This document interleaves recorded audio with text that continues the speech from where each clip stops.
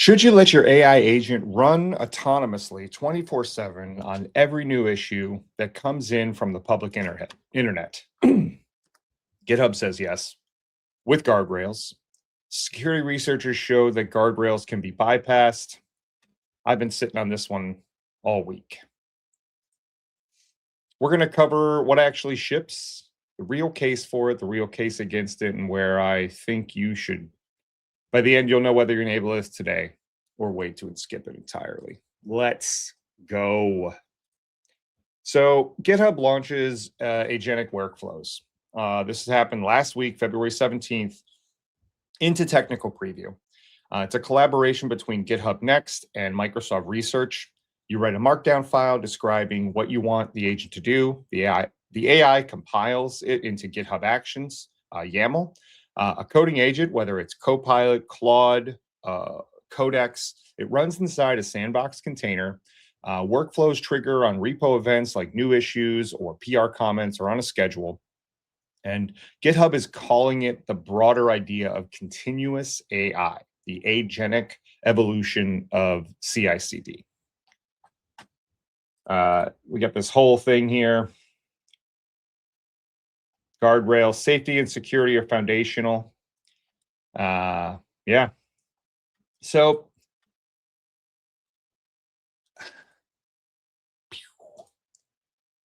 the maintenance backlog for repos isn't necessarily a people problem. It's a judgment problem.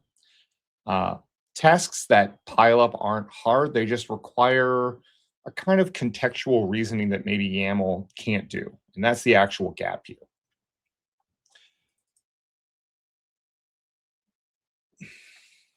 Engineers are already Claude code and Codex inside vanilla GitHub Actions. I know that we have a review.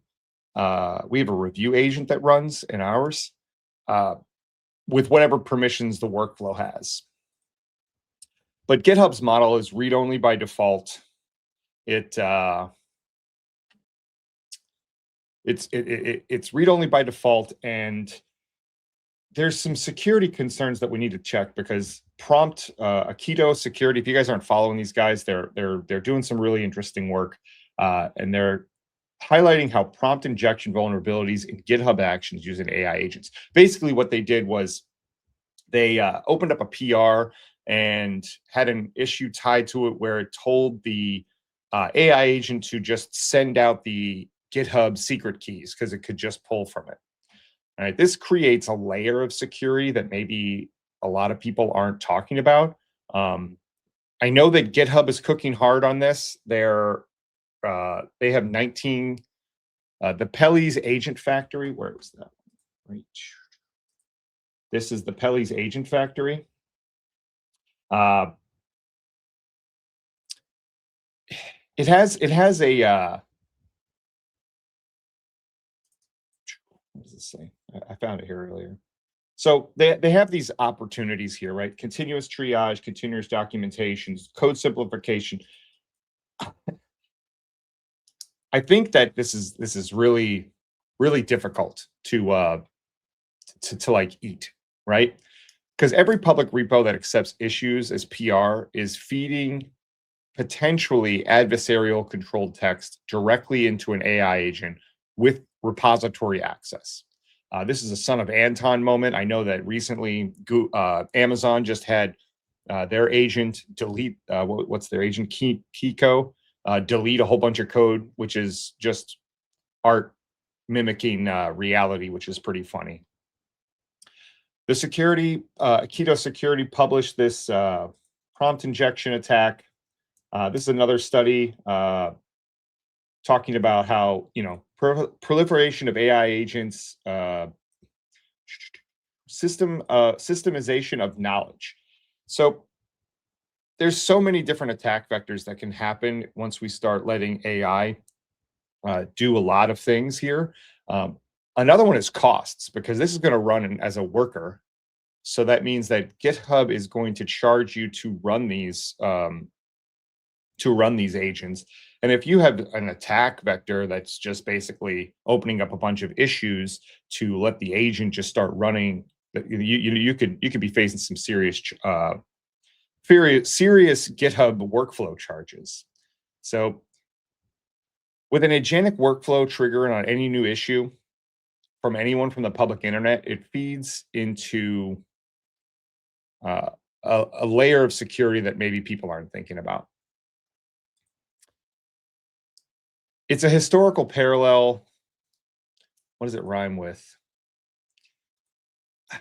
I feel like it feels like Jenkins. Remember when Jenkins was super powerful and everyone was like, oh, we're going to use Jenkins and we're going to have every webhook wired in and, nobody's going to be able to touch anything. And like automation was kind of going crazy. However, it took a long time for that to kind of solidify. I remember using Jenkins, 15 years ago, 10, 15 years ago. And we had our own fork of it called, what the heck was it called? Mortar. I couldn't stand using it. I thought it was absolutely horrible. And I was really happy when we switched off of that. But I think that GitHub Agentic Workflows are kind of in the same shape, right? That the core architecture is there. There's real use cases for it. And it's completely dependent on whether your team runs it on production, right? So we have been here before with this automation push to get, so we don't have to think anything, but it's the same tool, it's just a different shape.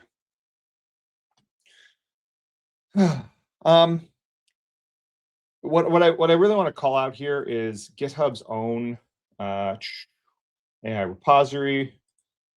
AI's own continuous AI says GitHub's own AI agent documentation literally says things can still go wrong. Use at your own risk, which means that this is what people are probably missing. When the team that builds the thing says that in the headline, I think you read it. Most people skip it. Let's read the security architecture page here. Right now, like if you're going to start implementing this in production. What does this say? It says, can go wrong. Oops, not on this page. Oh yeah, here it is. And even things can still go wrong. Use it at your own risk. So I'm going to blow that up so you guys can see this better. Okay. Things can go wrong. Use at your own risk.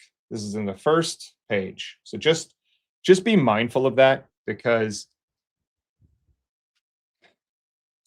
here's what I'm going to say. If you have a private repo with a group of engineers that you trust to start opening up issues, and you want to experiment with this agent, this automation agent workflow, I would say it's probably safe to test it out.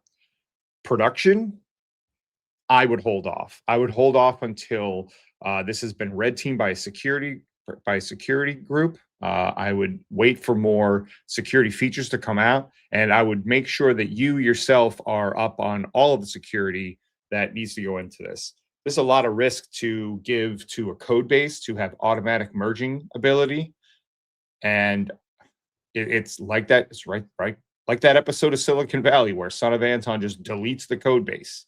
I think that that's super important here. If you're thinking that I'm being too risk averse here, I'd love to make the case in the comments. Show me a threat model where safe outputs fully closes the prompt injection surface on high traffic open source project. I really want to be wrong about this, because I think this would move us into a better direction, but I'm still cautious. Still cautious about it. Anyway, that's a wrap. Hope you guys have a good one.